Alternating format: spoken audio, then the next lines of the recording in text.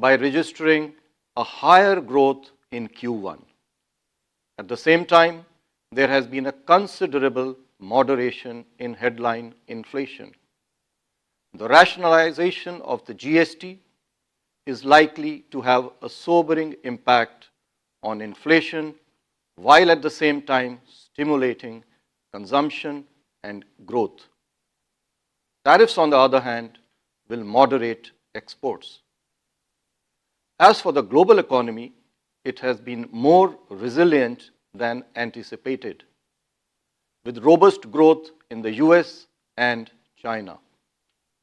The outlook, however, remains clouded amidst elevated policy uncertainty.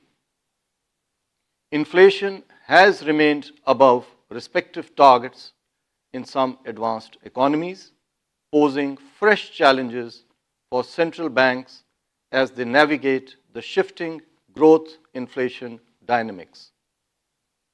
Financial markets have been volatile. The US dollar strengthened after the upward revision of US growth numbers for the second quarter. Treasury yields hardened recently as expectation of rate cuts by the Federal Reserve ebbed. Equities have remained buoyant across several advanced and emerging economies. I now come to the decision of the Monetary Policy Committee. The Monetary Policy Committee met on the 29th and 30th of last month and today to deliberate and decide on the policy repo rate. After a detailed assessment of the evolving macroeconomic conditions and the outlook, the MPC voted unanimously to keep the policy repo rate unchanged at 5.5%. Consequently, the STF rate remains at 5.25%, while the MSF rate and the bank rate remain at 5.75%. The MPC also decided to continue with the neutral stance. I shall now briefly set out the rationale for these decisions. The MPC observed that the overall inflation outlook has turned even more benign in the last few months due to a sharp decline in food prices and the rationalization of GST rates. The average headline inflation for this year has been consequently revised lower from 3.7%, which was projected in June, 3.1% in August, to now 2.6%. Headline inflation for Q4 this year and Q1 next year too have been revised downwards and are broadly aligned with the target despite unfavorable base effects. Core inflation for the year and Q1 next year is also expected to remain contained. The MPC also noted that growth outlook remains resilient, supported by domestic drivers, despite weak demand. It is likely to get further support from a favorable monsoon, lower inflation, monetary easing, and the salubrious impact of the recent GST reforms. However, growth continues to be below our aspirations. Even though the growth projection for the current financial year is now being revised upwards, the forward-looking projections for Q3 and beyond are expected to be slightly lower than projected earlier. This is primarily due to trade-related headwinds, despite being partially offset by the impetus provided by the recent GST reforms. Summarizing, the MPC concluded that there has been a significant moderation in inflation. Moreover, the prevailing global uncertainties and tariff-related developments are likely to decelerate growth in H2 this year and beyond. the current macroeconomic conditions and the outlook has opened up policy space for further supporting growth. However, the MPC noted that the impact of the front-loaded monetary policy actions and the recent fiscal measures is still playing out.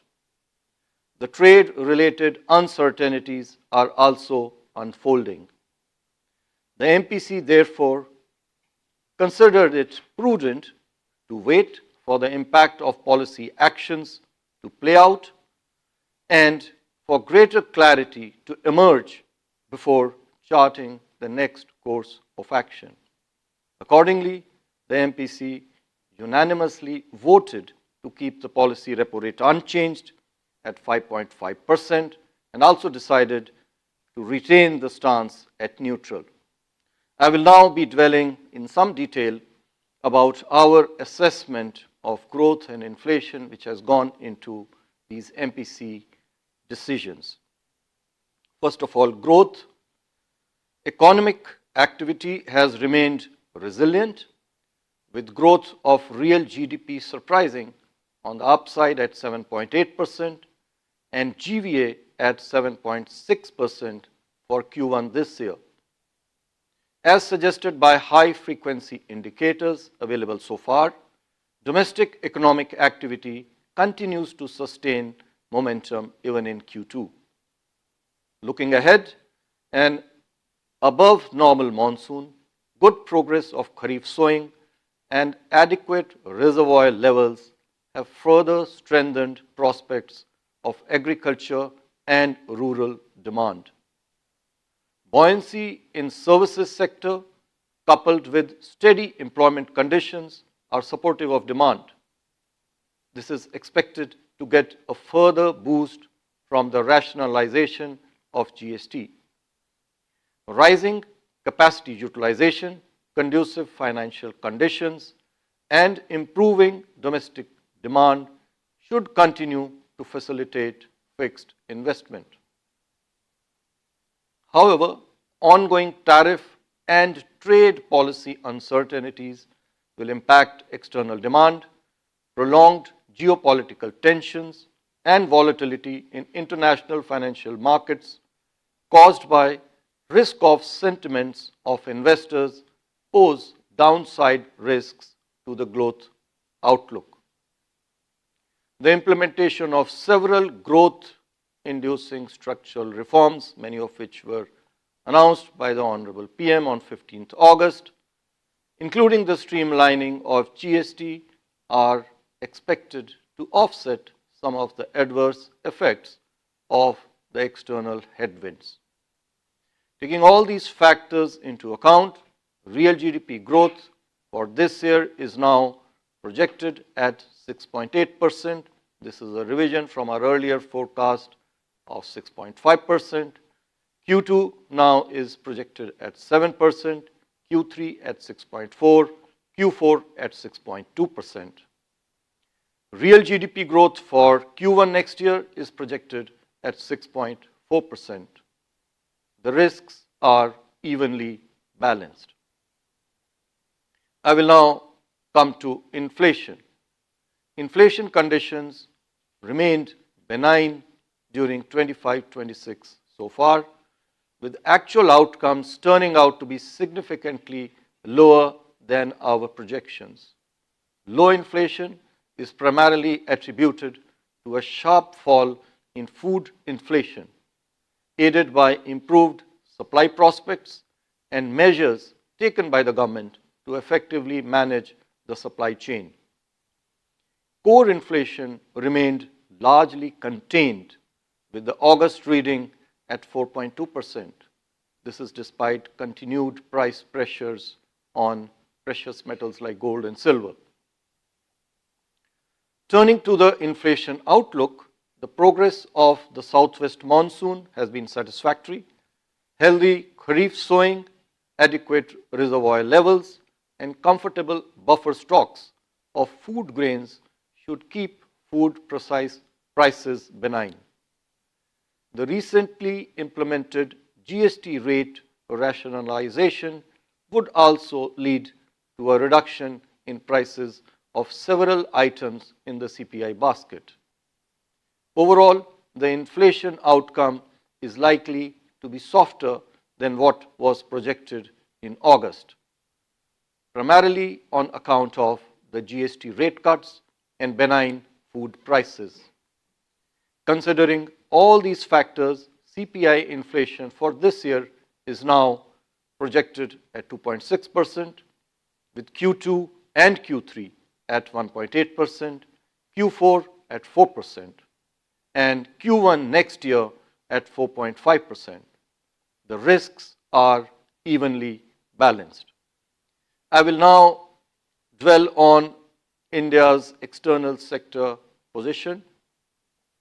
India's current account deficit moderated in Q1 this year to $2.4 billion or 0.2% of GDP. This is in comparison to $8.6 billion or 0.9% of GDP same period last year, on account of an increased net services surplus and strong remittance receipts despite higher merchandise trade deficit. During July and August 2025, for which we have data till now, merchandise trade deficit continued to remain elevated, notwithstanding rising global trade uncertainties. India's services exports, driven by software and business services, witnessed robust growth in the last 2 months, July and August. Furthermore, robust services exports coupled with strong remittance receipts is expected to keep the current account deficit sustainable during this year. On the external financing side, net FDI reached a 38-month high in July this year, driven by increased gross FDI and a moderation in repatriation and outward FDI. Net FPI, however, recorded outflows of $3.9 billion this year so far. We have data till September 29. This is on account of both equity and debt segment outflows. As on September 26 this year, India's foreign exchange reserves stood at a healthy $700.2 billion, sufficient to cover more than 11 months of our merchandise imports. Overall, India's external sector continues to be resilient, and we remain confident of meeting our external obligations comfortably. Notwithstanding the robust domestic macroeconomic fundamentals, the rupee has witnessed some depreciation accompanied by phases of volatility. We are keeping a close watch on the movements of the rupee and will take appropriate steps as warranted. I'll now be covering the liquidity and financial market conditions in the country. System liquidity, as measured by the net position under the LAF, stood at an average daily surplus of 2.1 lakh crore rupees since the last MPC meeting in August. Going ahead, the drawing down of government cash balance and the remaining 75 basis points cut in the CRR, which was announced earlier in the remaining period of October and November, will aid the banking system liquidity in the near term. Through our two-way operations, we will actively manage liquidity to anchor the short-term rates. Money market rates have been relatively stable amidst comfortable liquidity conditions. During this easing cycle from February till August, for which we have data till now, in response to this 100 basis points cut in the policy repo rate, the weighted average lending rate of scheduled commercial banks moderated by 58 basis points. For fresh rupee loans, 71 basis points is on account of the interest rate effect. The moderation for outstanding rupee loans is to the extent of 55 basis points. Similarly, on the deposit side, the weighted average domestic term deposit rate on fresh deposits declined by 106 basis points against the 100 basis points cut, while that on the outstanding deposits softened by 22 basis points over the same period. Transmission of this monetary policy has been broad-based across sectors. Going forward, adequate liquidity in the system and the remaining CRR cuts will further facilitate monetary transmission. I now give my statement on financial stability in the country.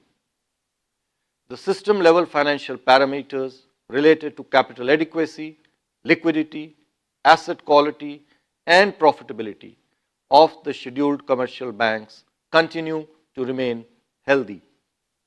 Similarly, the system-level parameters of the NBFCs too are sound, with adequate capital and improved GNPA ratios. Bank credit growth, despite being lower than last year, continues to be healthy and supportive of real economic activity. I would like to emphasize here that as other sources of funding are gradually but steadily increasing their footprint, it is the overall flow of financial resources to the economy that is more pertinent for assessing flow of funds to the productive sectors of the economy. The total flow of resources from non-bank sources to the commercial sector increased by 2.66 lakh crore this year so far, more than offsetting the decline in the non-food bank credit of about 48,000 crore rupees. I shall now come to the additional measures.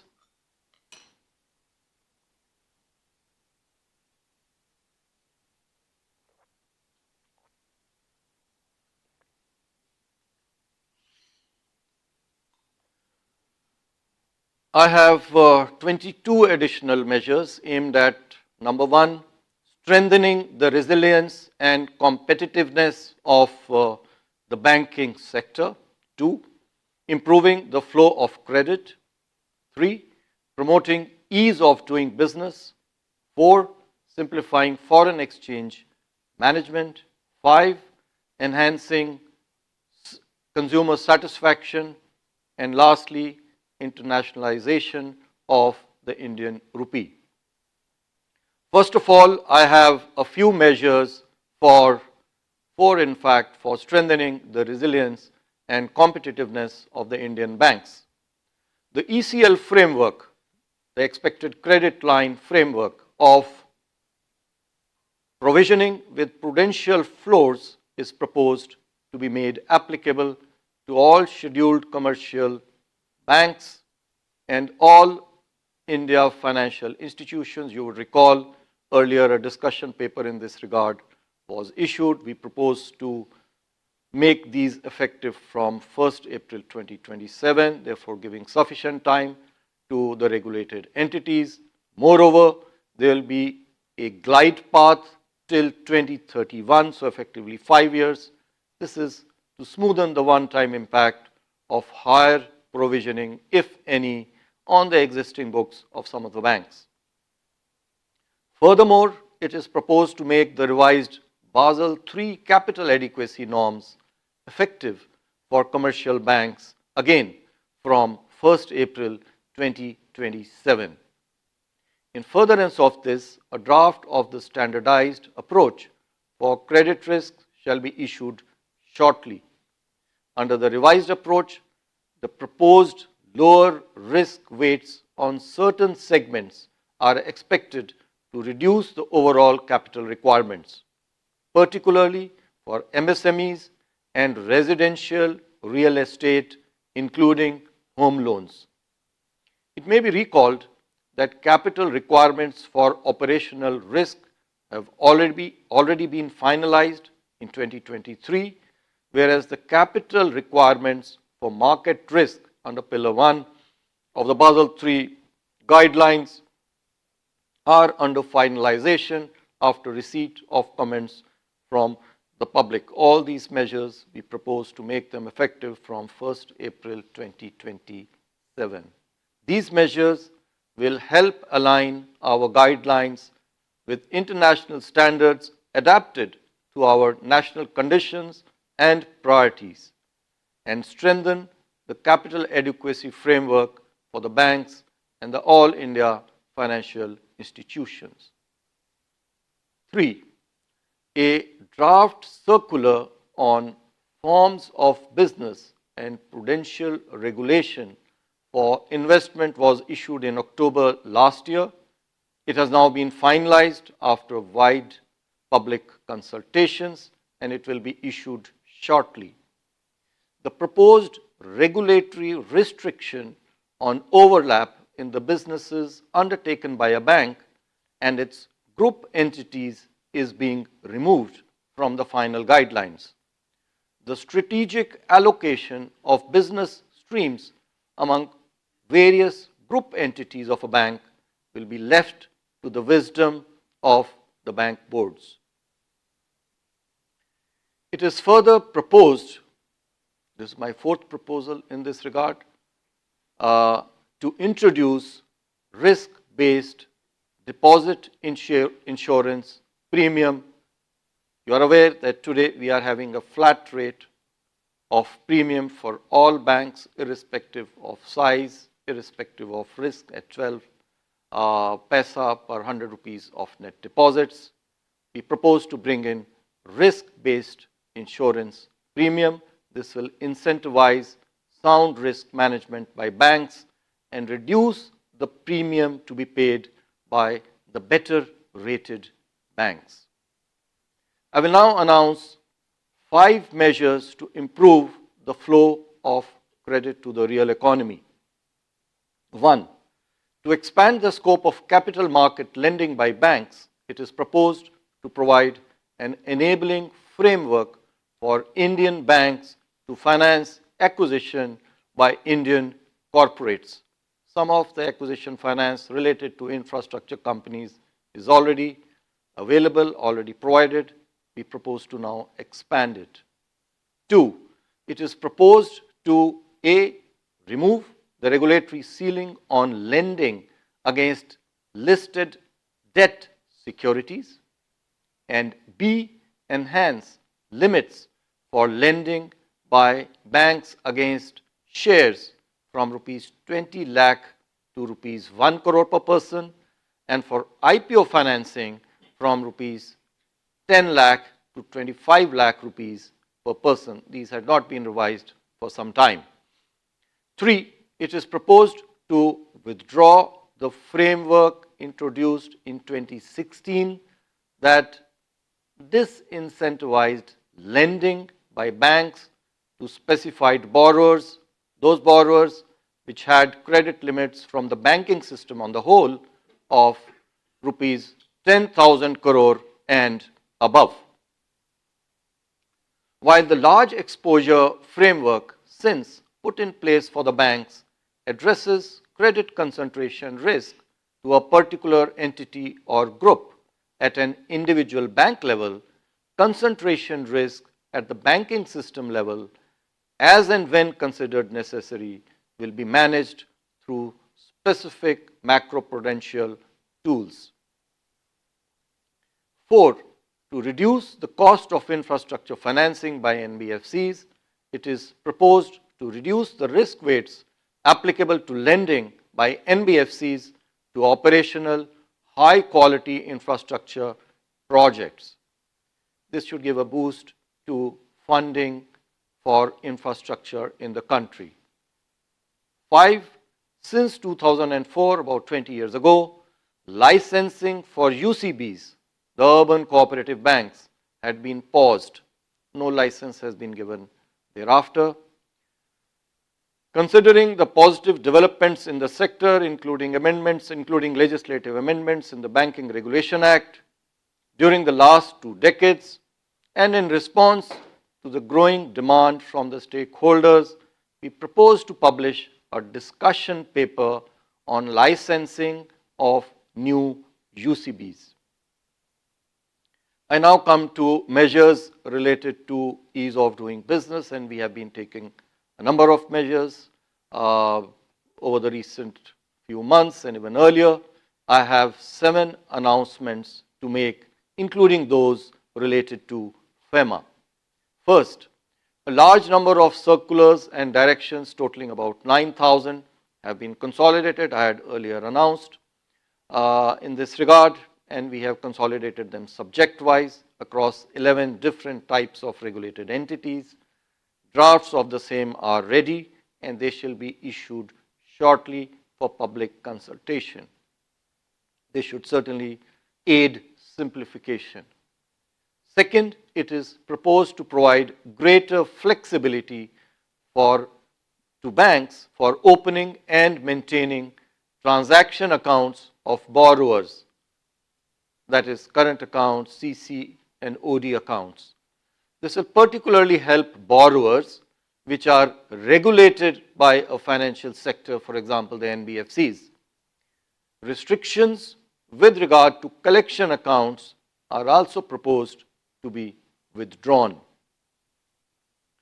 The export sector is a vital part of India's economy. To further strengthen the sector and enhance ease of doing business for them, we shall A, extend the time period for repatriation from foreign currency accounts of Indian exporters in IFSC from 1 month to 3 months. B, increase the period for forex outlay for merchanting trade transactions from 4 months to 6 months.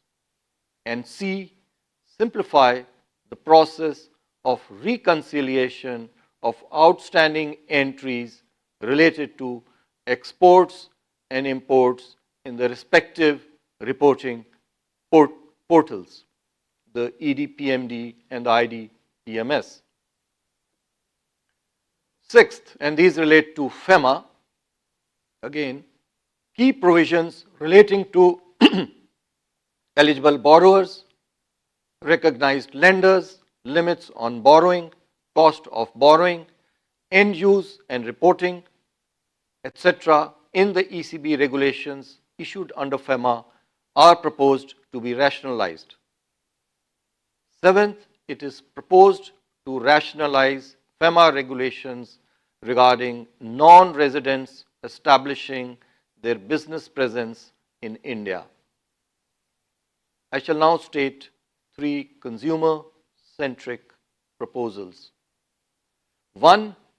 The bouquet of services offered to BSBD account holders, basic savings bank deposit account holders, without a levy of minimum balance charges, is proposed to be expanded to inter alia include digital banking, that is mobile and internet banking services. 2. The internal ombudsman mechanism is proposed to be strengthened to make grievance redressal by the regulated entities themselves more effective. 3. The RBI Ombudsman scheme is also being revised for improved grievance redressal, and at the same time we are also including the rural cooperative banks under the ambit of this scheme. Now I have 3 proposals for internationalization of the Indian rupee. We have been making steady progress in this regard. The first proposal relates to permit AD banks to lend in Indian rupees to non-residents from 3 countries, Bhutan, Nepal, and Sri Lanka for cross-border trade transactions. Second, to establish transparent reference rates for currencies of India's major trading partners to facilitate rupee-based transactions. And third, permit wider use of SRVA balances by making them eligible for investments in corporate bonds and commercial papers also. Let me now conclude.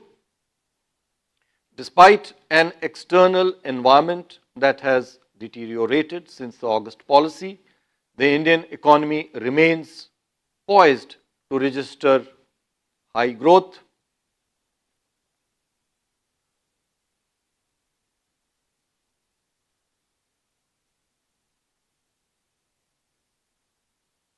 The sobering of inflation has given greater leeway for monetary policy to support growth, while compromising on the primary mandate of price stability.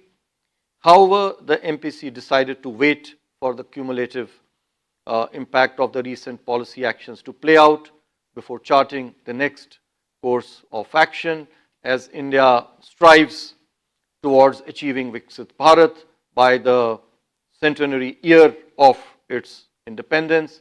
It would need the coordinated support of fiscal, monetary, regulatory, and other public policies to attain its goal.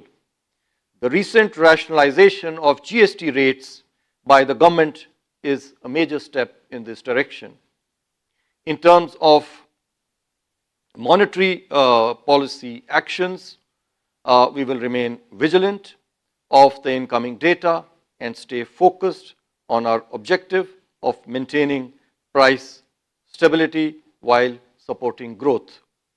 The various policy announcements today that we have mentioned will also support the achievement of the goal of Viksit Bharat. And in pursuit of this objective, we will be proactive, objective, and consistent in our communication while backing it up with credible actions. Thank you, Namaskar, and Jai Hind.